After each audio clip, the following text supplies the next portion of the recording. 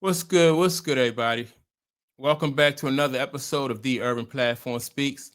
Make sure to like and subscribe as you tune into the channel. Check out the content.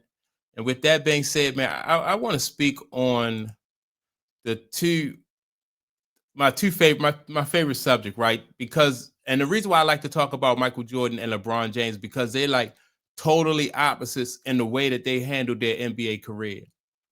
And so now, the title of this video is "The Things That Saved Michael Jordan Won't Save LeBron James," right? And the reason why I titled that is because I wanted to talk about this because Michael Jordan, throughout his career as a basketball player, and I've been watching Michael Jordan since he, his freshman year at North Carolina, and Michael Jordan never cheated the game. Michael Jordan, and he was always a student of the game, starting, with even before he got to college. But at college, it really took off because he was able to learn under the tutelage of Dean Smith, right? And then when he got to the NBA, he continued to press himself to get better and stuff like that. So Michael Jordan also, although he's an excellent basketball player, and in my opinion, he's a GOAT, he's not perfect though. There have been rumors about, different things with Mike far as his gambling habits and his gambling addiction, right? There's rumors and allegations about that. And some people say that Mike is not, he wasn't a good teammate, right? And stuff like that. I never really thought that Mike was like a coach killer, like got coaches fired. I know he had when he first got there. I don't know who the guy named who was coaching, but I think Mike probably throughout his career at when he was at Chicago, I think altogether Mike had two or three coaches. I think Phil Jackson was number 3 at Chicago, right? So Mike never was really a coach killer. But like I said, Mike wasn't perfect. And I think Mike got into some trouble with gambling. And I think that what happened was Mike probably had to sit out because of gambling, right? But the reason why I think that the punishment wasn't any more than that, like maybe that could have been like a suspension for Mike, when Mike was for the, something that he had done off court. But the reason why the league, if that was the case, right, that they suspended Mike for gambling or something, something improper that he did concerning basketball.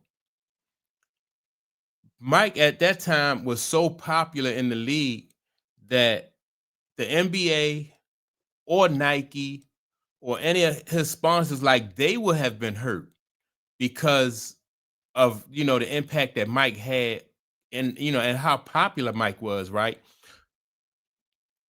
So Mike got that way though through his play on the court. Mike didn't just like get drafted by Chicago Bulls and then he assumed that he was going to be, he was going to be the face of the league. Like Mike put that work in and people loved Mike for it. And so that's why, the league was Mike was able to stay afloat or keep itself out of um real serious trouble when it came to maybe gambling and stuff like that, right? Now, so fast forward, and I think LeBron is a little bit more different. LeBron James has gotten, plenty of coaches fired, and he wasn't a good teammate. All right, so what? Wasn't a good teammate. He got coaches fired, but his play on the court and his impact, I don't think he had the same. LeBron James don't have the same impact as those old school guys who made it worth, who made it worth going into business with them, like having LeBron James be your pitch man or having LeBron James, um, you know, if be doing some type of advertising for you. I think that LeBron James, man, in my opinion, I think he just fell short. When you put LeBron James up against Magic, you put him up against Bird, and I'm not talking even just about the skill. I'm talking about like leading the league, like playing like setting an example with your play on the court and playing to a level where as though you play like you are like you captivate the audience and the fans' attention. LeBron James never did that. LeBron James, in my opinion, just benefited from playing in the NBA, you know. And when you talk about greats in any sport, whether it's if it's in hockey, you talking about somebody like Wayne Gretzky, like that's though the fan base. If people who know hockey love Wayne Gretzky, and because of the way he played when he was on the ice. Then if you talk about football, you're talking about Tom Brady, right?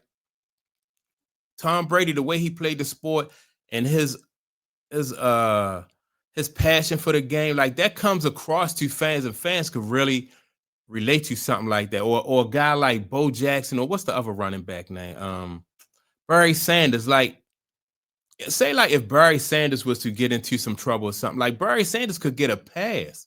Bo Jackson could get a pass. Tom Brady could get a pass because, or at least the league would think twice about like how they reprimanded or went after them because of their popularity, because of what they mean to the sport, you know.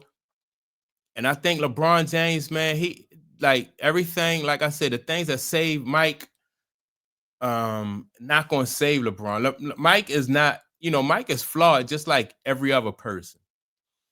But your good definitely has to outweigh your bad. Like, people gotta be able to benefit more from you, and LeBron James going into he's playing his 23rd year, hasn't really, and he hasn't even played net right. He's pouting, he's sitting on the bench now. People believe that he's not even really injured, that he's kind of like pouting, and because he's not happy with the situation in Los Angeles. Maybe he's trying to force a trade or something like that.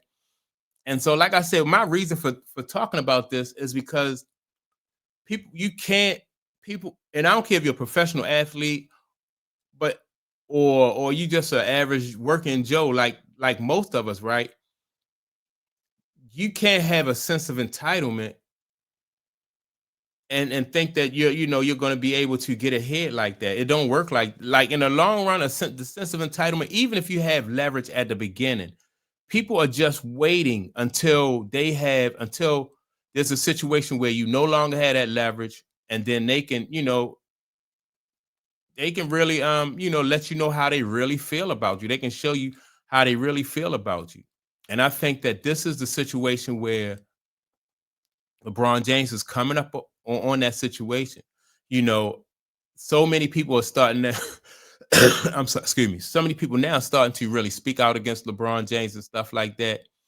But he has not, in my opinion, he has not built up the kind of equity in his career that he will be able to overcome a lot of the criticisms and a lot of the the critiquing of him that is going on. Like I said, he's taken more advantage of and benefited more from being in the NBA. He's gotten coaches fired. He got his son drafted, when everybody know that his son is not qualified. He's gotten he helped, what's the coach name? JJ Redick. He helped him skip the line. Who's to say that, maybe JJ Redick would have gotten a coaching job, like about 10 or 15 years down the line. But, LeBron James wanted him to be the coach now. So he's the coach now, and a lot of people didn't appreciate it's so much things that LeBron James is into. And everything is based on he's leveraging the fact that he's in the NBA, and he's leveraging the fact that he's the face of the league. But once LeBron James is no longer the face of the league and he's no longer in the NBA, I think a lot of the decisions that LeBron James made are going to come back and bite him. I just think that his legacy will be hurt because it's going to be open season. Like, if you think people now are going after LeBron James, it's going to be open season once LeBron James retired from basketball. I kind of get the feeling that LeBron James, he knows that. I don't know how he think he's going to combat that, When you even so many different things going on, like Stephen A. Smith is like on a campaign tour to, going around saying bad things about LeBron James. So it's just, and this situation is something that LeBron James, I think he played the game, but he played it wrong. Is basically what I'm getting to. And Mike played the game. He played it a lot better. Kobe, who else? Isaiah, all those old school guys, and they put the time in and they put the work, and they are proud of the way they played the game. I don't know, like with the flopping and the complaining to the refs, if LeBron James can say he's really proud of the way he played the game. And I don't think fans really appreciate, because if like I said, if you seen Kobe play, if you seen Mike, Magic, and Bird play, and then you watch LeBron James play, man, it's just, and I feel bad for younger people who didn't have the opportunity to see those older school guys play.